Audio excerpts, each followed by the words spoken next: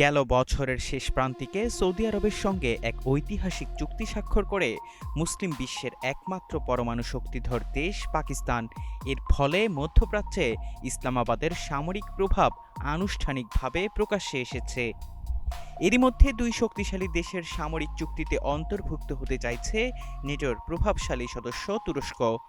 বিশ্লেষকরা মনে করছেন, মধ্যপ্রাচ্যে নিজের অবস্থান আরও সুসংহত করতেই সৌদি পাকিস্তান জোটে নিজেকে অন্তর্ভুক্ত করতে চাইছে আঙ্কারা।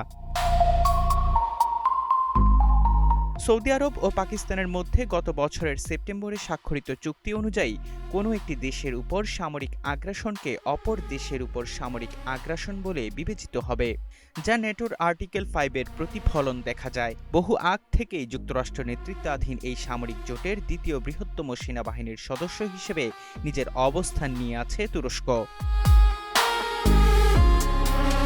ব্লুমবার্গের প্রতিবেদনে বলা হয়, দক্ষিণ এশিয়া, মধ্যপ্রাচ্য এমনকি আফ্রিকায় তুরস্কের স্বার্থ ক্রমশ সৌদি আরব ও পাকিস্তানের স্বার্থের সঙ্গে মিশে যাচ্ছে বলে মনে করেন সংশ্লিষ্টরা।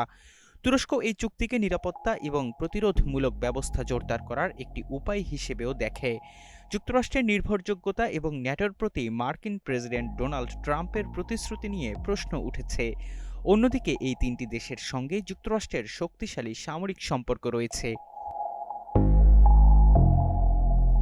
আঙ্কারা ভিত্তিক থিঙ্ক ট্যাঙ্ক টিইপিএভি এর কৌশলবিদ নিহাত আলী ওসকানের মতে, এই জোটে সৌদি আরব আর্থিকভাবে সহযোগিতা করবে।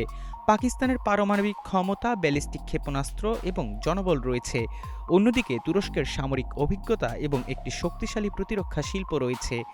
যুক্তরাষ্ট্র যখন এই অঞ্চলে তার নিজস্ব স্বার্থ এবং ইসরায়েলের স্বার্থকে অগ্রাধিকার দিচ্ছে, তখন আঞ্চলিক সংঘাতের পরিবর্তনশীলতা এবং ফলাফল দেশগুলোকে বন্ধু এবং শত্রু শনাক্ত করতে নতুন করে ভাবতে বাধ্য করছে।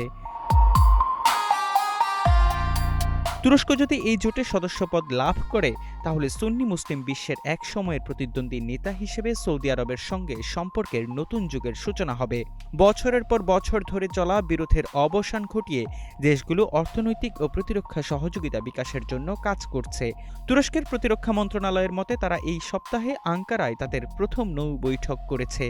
শিয়া অধ্যুষিত ইরান নিয়ে তাদের দীর্ঘদিনের উদ্বেগ রয়েছে, যদিও তারা বল প্রয়োগের চেয়ে তেহরানের সঙ্গে যোগাযোগকে বেশি পছন্দ করে।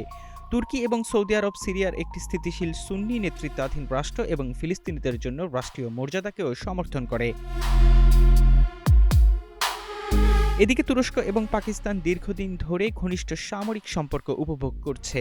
আঙ্কারা ইসলামাবাদের নৌবাহিনীর জন্য করভেট যুদ্ধজাহাজ তৈরি করেছে এবং তাদের কয়েক ডজন F-16 জঙ্গি বিমান আপগ্রেড করেছে। তুরস্ক ইতিমধ্যেই উভয় দেশের সঙ্গে ড্রোন প্রযুক্তি ভাগাভাগি করেছে এবং এখন পাকিস্তান তুরস্কের তৈরি পঞ্চম প্রজন্মের যুদ্ধবিমান কর্মসূচিতে যোগ দিতে চায়। এহসান আব্দুল্লাহ, নাগরিক প্রতিদিন।